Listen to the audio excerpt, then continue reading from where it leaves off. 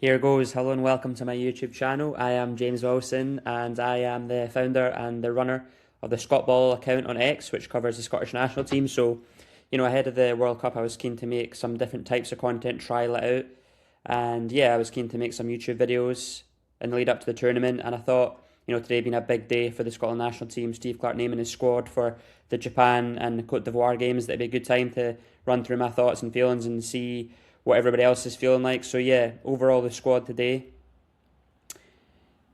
I can't help but say I'm underwhelmed by the selections from Steve Clarke. I put out my own preferred 26 player squad on my social media accounts last night, and there were 6 differences to the one that's been named by Steve Clarke today. And overall, yeah, my overriding frustrations is the lack of players in the attacking wide positions on the flanks.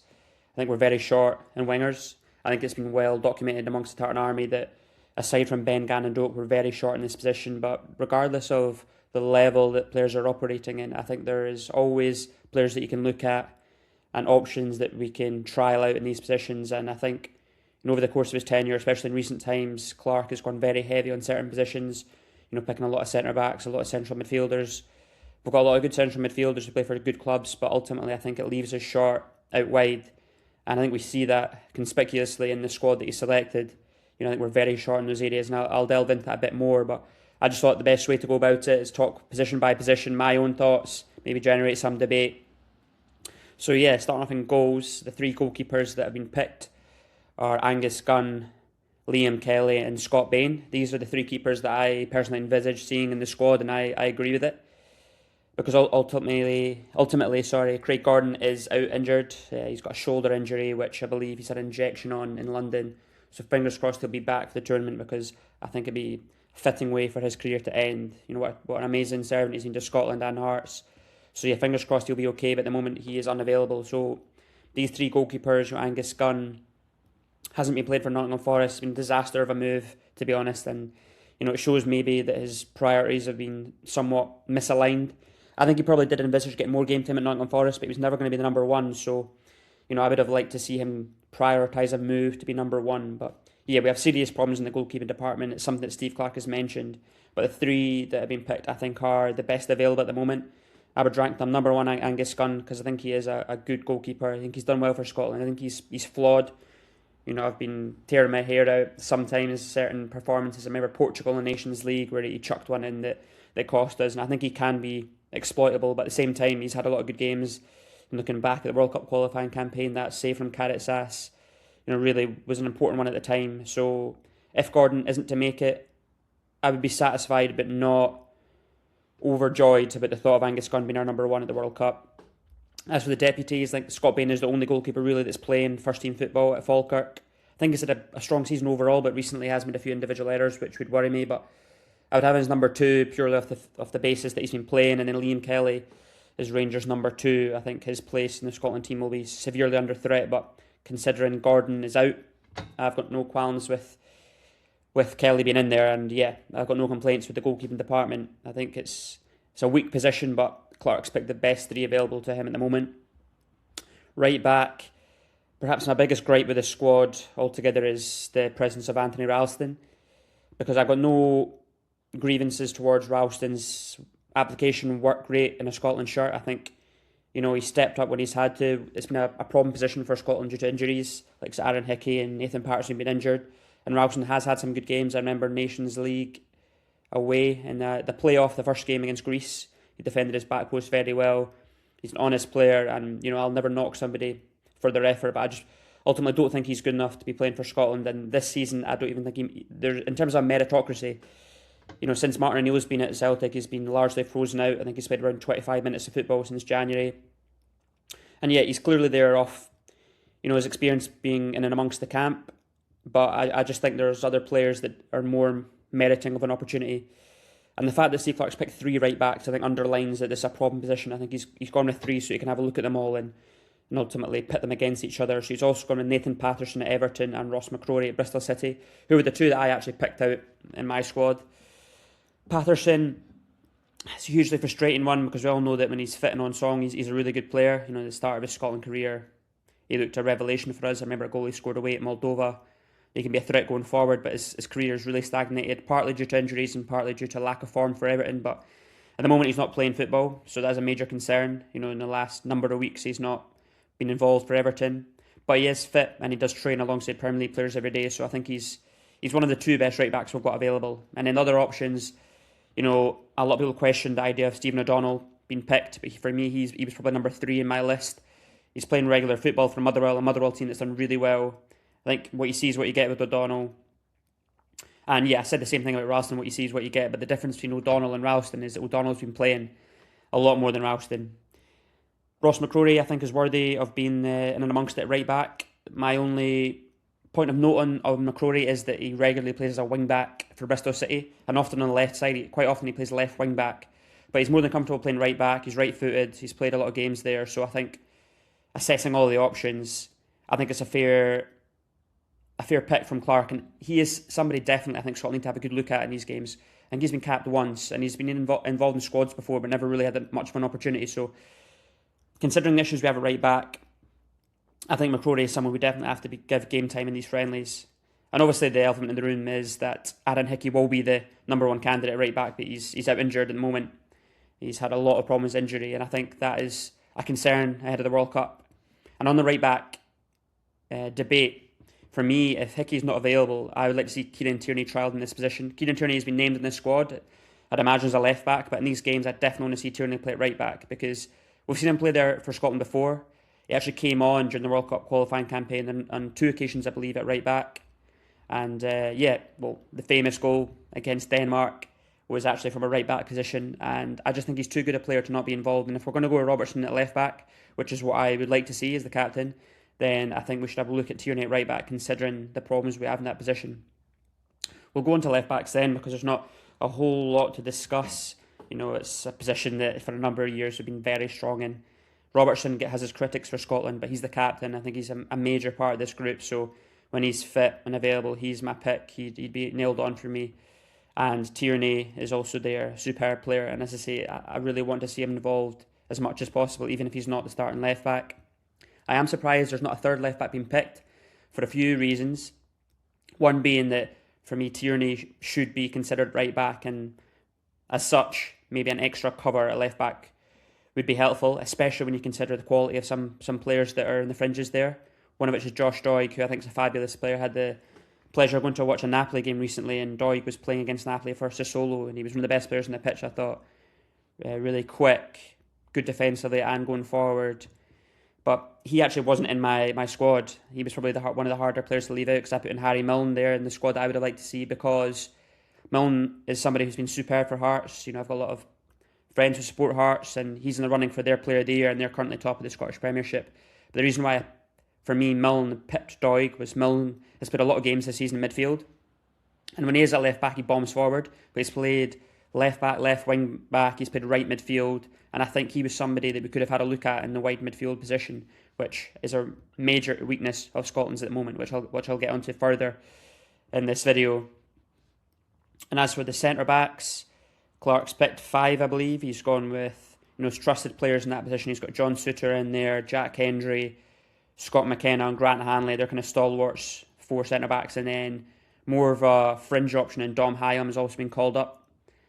And my thoughts on this are, I think there are a couple of players that are unlucky not to be included, none more so than Craig Halkett at Hearts. I just think with international football, there has to be an element of meritocracy involved. Players who are playing at a high level and they're the most informed Scottish players in their position, they have to be high up on the list. And I think Halkett, for what he's done for Hearts, real leader in that team. His numbers for aerial duels won are huge. He's amazing in the air, and I just think he's somebody that what he's achieved this year is more than a lot of other centre backs. Look at Jack Hendry. For me, is one that he's a good player. He's had good games for Scotland, but he's now playing in Saudi Pro League. And you can say what you want about the Saudi Pro League. I know there's a lot of players on good wages there. I think the Scottish Premiership and the competitive nature of it is a standard I would prefer when I'm picking players, and I think Halkett deserves to be in there over him. Grant Hanley, for me, this is a controversial opinion, but of this squad, he's not somebody I've got a massive issue with being in there, because he played the vast bulk of the games in the qualifiers that got us to the World Cup. Apart from the game in Greece, where I thought him and Souttar were shocking, to be honest. I think he stood up pretty well for Scotland. He defends his box very well. He does what he's there to do. Head the ball, clear the ball. My more pressing concern with Hanley is the fact that he has been injured for Hibs. He's up until this video I've recorded here, he's still not been playing for Hibs. I think he's in training, but it's a real show of Clarke's loyalty in him that he's putting him in the squad without having even been playing. So I can see why people would question that. But the most surprised name to see in there was Dom Hyam, who, if I'm being totally transparent, I don't know a whole lot about. I know he's been a good championship player for a number of years now, previously at Blackburn Rovers. But having looked into his credentials this season, I think it's a fair enough call. He's captain of Wrexham. They're currently 6th in the championship in the playoff spots, which, if you'd offered any Wrexham fan at the start of the season, you'd say that's outstanding achievement. He's played 37 out of 38 games for them, or 36 out of 37, actually. I think that's the case. So, I looked at the reply, that the Wrexham fans wrote on social media after his call-up was announced, and they were all waxing lyrical about his contributions for them. So I've got no real issues with him being there. I would have liked to have seen Halkett involved. I think Ryan Porteous also, I've seen a lot of good write-ups for at LASC, and I think he is a good player that had a difficult moment in Germany, but I do think he will play for Scotland again one day. But yeah, overall, I can see why he's gone for 5, an extra player there, because he might at some point consider the World Cup going to a back 5, depending on the circumstances. But it's more the omission of Craig Halkett, which I think is harsh. Moving on to midfield, a lot of the familiar names are there, which I had in my squad when I looked through it. You've got Billy Gilmore, Lewis Ferguson, Ryan Christie, Kenny McLean, Scott McTominay, Lennon Miller. They were all in my squad, and I have no issues with them being in there. I know a lot of people have said it should be more of an experimental squad due to them being friendly matches, but I was always of the opinion that going into this, we should have the bulk of the squad that's going to be at the World Cup, but then experiment where we need to experiment. And for me, that position is out wide, which I'll get to. But in terms of central midfield, even like Kenny McLean, I know we all know what he can do, but he's an important member of the squad. He's an experienced member of the squad, and I think that extra preparation time ahead of the tournament will be valuable in this camp. So I've got no qualms with that. For me, I just think we've picked one too many bodies in there. Andy Irving, from all accounts, is a really good player. He was involved with West Ham earlier in the season. He's now gone to Sparta Prague, and he's been playing good left foot, could play, slightly deeper midfield and further forward. And he does give us a bit of coverage if Ryan Christie is to go out wide, having another left-footed midfielder. But as I'll touch on now, for me, Andy Irving, when we look at the World Cup, I would be very shocked if there's a scenario in which we need Andy Irving. Look at the volume of midfielders I've just listed off. Gilmore, Ferguson, Christie, McTominay, Miller. I don't really see McLean. I don't really see a circumstance in which Andy Irving is needed, and he takes up a place in the squad, whereas when we look at the wide options, we're very, very light. So if we're looking to the bench, I would much rather see a wide option there than the likes of Andy Irving, because I don't think he is necessary. Looking at the wide options, there's very few of them to cover, and that is the glaring issue I have with this squad. You've got John McGinn, who himself isn't even a natural winger. I know he plays a lot of football there, and I think that is where he's best served for Scotland. When you look at the players we've got, I think our best team is McTominay number 10, Gannon Doak on the right, and McGinn on the left. I think it's just the best way of fitting them all into the team. But he isn't a natural winger. He's an attacking midfielder who can come in off the flank. But other than him, Finlay Curtis is there, who was actually picked to my squad because, it's the main area of the pitch I think we've got a dearth of quality in. So I think you have to look outside the box. And Finlay Curtis is looking outside the box. He's a young player who's inexperienced, but he's very highly rated at Rangers. He's gone out on loan to Kilmarnock and he showed up well. I thought he did very well from what I've seen against Hearts. He was a standout player in that match. I think he showed enough that underlined his potential, and as such, when we're looking for wingers, I'm happy for him to be in there and to show what he can do. I think it's always good to give younger players a chance, and in that position I think Finlay Curtis is one of our best young players, so very happy to see him there. But that is about it. When you're looking at the wide positions, if we're to play a 4-2-3-1, which is the formation that Steve Clarke has been playing, on those two wide berths, right midfield, left midfield, we have two players that I could see there, John McGinn, Finlay Curtis, and then one player who can be used out on the left or right, Ryan Christie. But Ryan Christie is primarily playing as a central midfielder for Bournemouth these days, and he also primarily played for Scotland in central midfield towards the end of the campaign. So we're playing 2 matches in this friendly window, 180 minutes, and in friendlies you're likely to use a lot of subs. I find it baffling, truly baffling, that we have 2 players in those roles. And in my squad, I fully accepted that I was throwing in rogue names out there to try out. I had Oliver Burke, who's played a lot of football up front for Union Berlin, but he's also played on the right flank. And he's somebody who, yeah, he played for Scotland, I think 6 years ago was his last involvement. But anybody who's seen Oliver Burke play knows that he's limited as a footballer in terms of his technique, but he's absolutely rapid, full of pace and power. And he's playing regularly in a top 5 league in the Bundesliga for Union Berlin. I think he scored 4 goals this season. And I just think, as an alternative to Ben Gannon-Doak, Oliver Burke was right there to have a look at. I think pace is so important in football. And in the absence of Ben Gannon-Doak, Scotland are so unpaced in the final third. And if you have a Doak or a Burke on the flank, I'm not claiming to be a football expert, but I did play boys club level when I was younger. If you have somebody who's got pace, regardless of their talent quality, that defence is going to have to step back at least 5 yards or be mindful of what's coming in behind. And if you've only got the likes of Christie and McGinn on the flanks, they're going to quickly realise during the match or in their analysis before the match that these guys are good on the ball, but they're not going to run away from you, and that they can step 5 yards further forward and really squeeze the game, and that makes life very difficult for a team like Scotland. Looking back to the Denmark qualifier, this is where I thought our lack of wide options was glaring. When Gannon-Doak went off injured in the first half, Clarke looked to his bench and he brought on Kenny McLean and then moved Ryan Christie onto one of the flanks. So it was McGinn and Christie on the flanks. And we had no outball whatsoever. We had nobody that could run away from the defence. We had no one who could stretch the defence and provide an outball for us. And I just thought in this squad, this was the time to try out new blood that could provide a bit of pace and invention in the flanks, to give us a bit more coverage, so that if we're chasing a game, which is likely at the World Cup, we can look at the bench and there's a Oliver Burke who could come on and give us a bit of pace. There's a Adedide Mabudi, who's the other one I shouted about, that could come on and give us a bit of invention, a bit of trickery and skill on the ball. He's somebody who has been an important part of Scott Gemmell's under-21 squad. He regularly starts for them. He was a highly rated player at Man City's academy. He's been in the Premier League too for a number of years, scoring a lot of goals, getting a lot of assists. He's kind of lost his way as a senior footballer. He was in Belgium with Westerlo. He had loans at Bristol City and Hamburg. But he struggled to make that transition from what I could see into the senior game. But in January, he's gone to the Turkish Super League, so a decent level, with a mid-table club in Rizespor, and he's playing regularly and he's been getting some goals and assists. And I just thought, he's a player that's done well for the under-21s. When I've watched Scotland's under-21s, whether it be on YouTube or highlights, he's always one that stands out as somebody who's got something a bit different.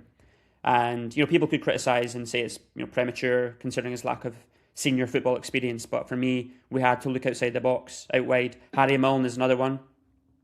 As I touched upon, I think he could have given us coverage at left back, but also he has attributes in terms of speed, in terms of crossing ability and dribbling ability out wide that could have given us a different option to bring off the bench or use in a certain game, but we've passed that up. So my overall takeaway from this squad and the overall point that I think is pertinent to raise in this video is that we've been left very light out wide. And if you look at these two games, other than McGinn, Curtis and Christie, who would, let's call a spade, he'd be playing out of position there, that those are our three options. And I just think we don't need an Andy Irving. I don't think we necessarily need 5 centre-backs in Dom Hyam. We've got 3 right-backs in the squad. I don't think we need that coverage in those positions when we have such a dearth of wingers in this selection. And then finishing off with the strikers, 4 strikers, which I envisage Clarke going with for the World Cup. He's picked 2 of the stalwarts, Che Adams, Lyndon Dykes, 2 players that I would pick myself. I think they've been great servants to the national team. Both have their critics. I think Che Adams, he's a frustrating player because I think as an all-round footballer, he's got a lot to offer. He's quick, he's strong, he's got good feet, he's got a good football brain. He can link in well with our goal threats in midfield, likes of McTominay and McGinn, but his main issue, and it's why he's got a lot of stick from the Tartan Army, is that his strike rate is on the whole poor and his finishing can be wasteful. I describe him as a 1 every 3 or 4 chance type striker, and a lot of his goals are coming against minnows where he's had 3 or 4 chances to score. He's scored a lot of goals against, I think he got a hat-trick against Liechtenstein. He's scored against the likes of, trying to think who else he scored against, Luxembourg perhaps, Moldova, these types of nations, whereas in the top tests he's kind of been found wanting in front of goal. But let's hope, I think he can work well in those types of matches. We've got Haiti in the opening game of the World Cup, and with that recent track record of scoring against so-called lesser nations, I think Adams could be useful in that game for us, and I think he deserves his place in the squad. I think with Adams, his issue is that he's largely used as a lone striker for Scotland, where the responsibility is on him to get the goals. And I don't think he's a natural goal scorer. I think he works well with others. He's regularly done well in the front two, both at Southampton and at Torino, where he does a lot of the hard yards and he links up with a more natural goal scorer. I remember he played with Danny Ings for Southampton, who was more of a natural finisher. But I think he's a good all-round footballer, and I think that my criticism is that we maybe persevere a bit too much with Adams, where we could use Shankland in a different type of game or some other options. But I think he deserves to be there. Similar sentiment with Lyndon Dykes. He does get criticism, but I think he's somebody that always stands up for Scotland, and he does what he's asked to do, which is lead the line with full of vigour and heart and win aerial duels and provide a focal point as a target man. And I looked into some stats, and I think it was the opening World Cup qualifier away at Denmark, a huge game for us, where he was playing against top-level centre-backs. I'm trying to remember who it would have been, but it would have likely have been Christensen, who plays at the top level, Joachim Andersen, who plays at the top level at Fulham, and he won 7 out of 11 aerial duels, which is good going considering he's a striker with the centre-backs racing onto the ball ahead of him. And it just shows that he's a superb asset in the air. That's his primary attribute, and he is effective at it.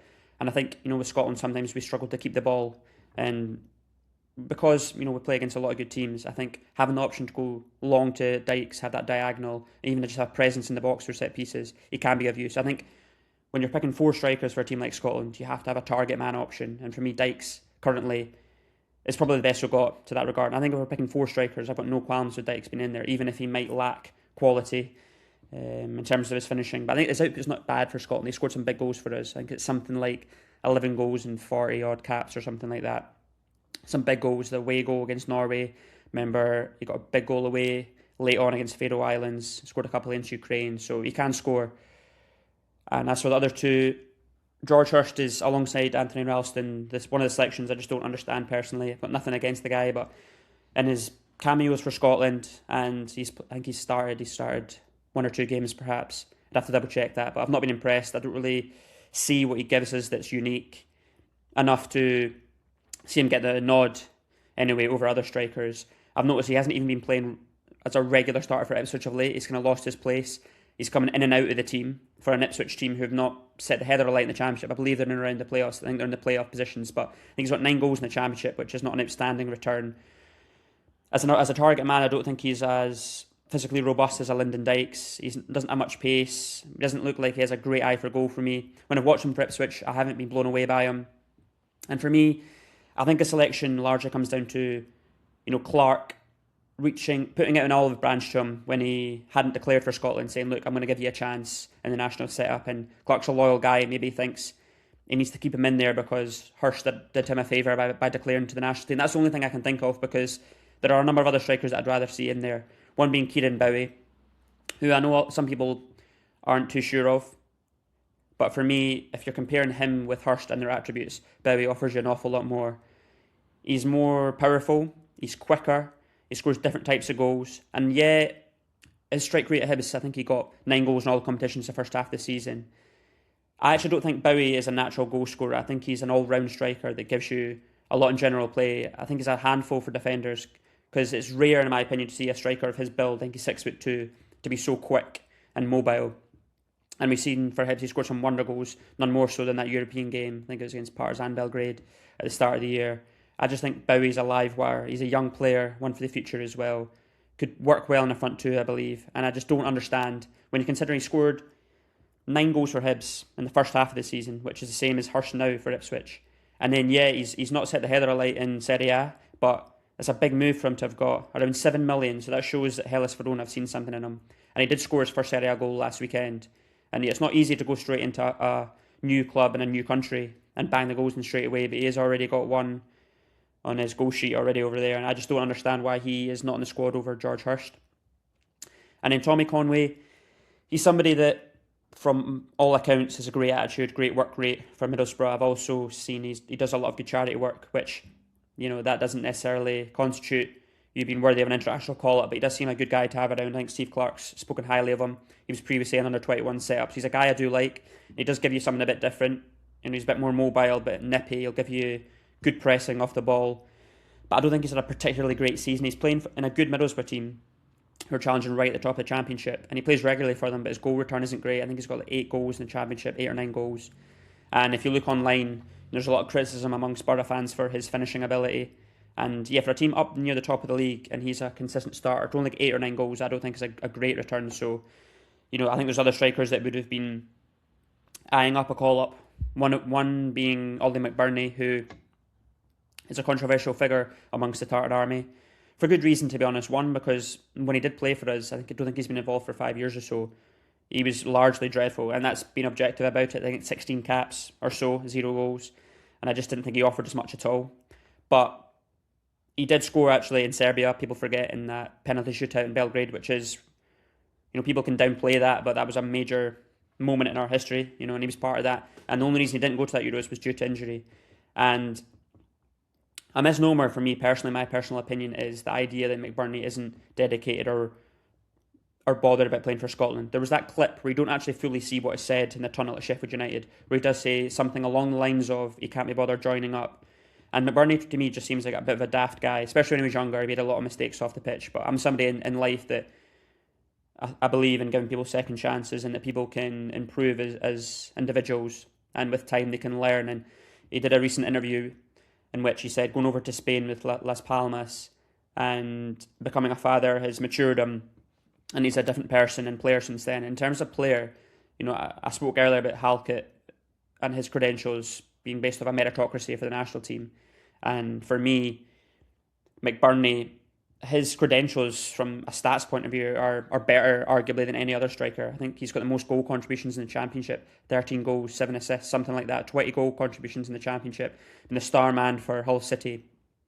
So he's somebody that definitely over Hurst, possibly over Conway as well, deserved to be in there. But I actually went a bit left field in my fourth pick, which, to be honest, I was picking my squad as a fan, what I'd like to see, and I'm not surprised he's not in there, but I went for Barney Stewart purely because for me, there's 3 nailed on positions in this World Cup squad up front. Dykes, Adams and Shankland, who isn't in the squad because he's only just getting back to fitness for Hearts, but I think Shankland's our best finisher. He's had a great season for Hearts. He's a leader. I think he's a better all-round player than what he gets credit for. So I think there's only one seat in the plane left. For me, the front runner would be Bowie, who for some reason isn't involved in the squad. Don't understand that. But I would have liked to see the most informed player right now, in terms of the striking pool, Barney Stewart, get a look at in these friendlies, purely because, for a number of reasons, he's the most informed player right now. As I say, I think 3 of the 4 places in the plane are solidified. And I just think having that youthful exuberance, he's been involved in under-21s in November, having that freshness, somebody who is bang in form, and you can have a look at in this camp. You can approach it with the feeling that he's not going to make the World Cup. I think it'd be very early for Barney Stewart to go to the World Cup. But I just think with Shankland coming back into the fold and we have those berths available, rightly or wrongly, I think it could have been nice to see what Barney Stewart can do at that level. And if nothing else, it'd be an incredible story. He's still a student. Like he does sports science or sports coaching, that kind of course at Heriot-Watt University. And October 2024 was when he was signed to Falkirk from Heriot-Watt University. So to be a student called up to Scotland's senior squad, that'd be an incredible story. And yeah, I just think it would have been interesting to see what he could have offered in and amongst that calibre of player in the Scotland fold. But not to be. And yeah, I've got no real issues with Tommy Conway being in there, but George Hurst is someone who I think is perhaps a bit fortunate to be in this particular squad. So there you go. They are my musings, my ramblings about Scotland's squad to face Japan and Cote d'Ivoire. I've got a ticket for both games, so I'm excited to go along. And then, yeah, all roads ahead to the World Cup, which I'm massively looking forward to. If you've enjoyed this, we'll see how it pans out. Like the video, follow me on X, ScottBall_. And yeah, all the best.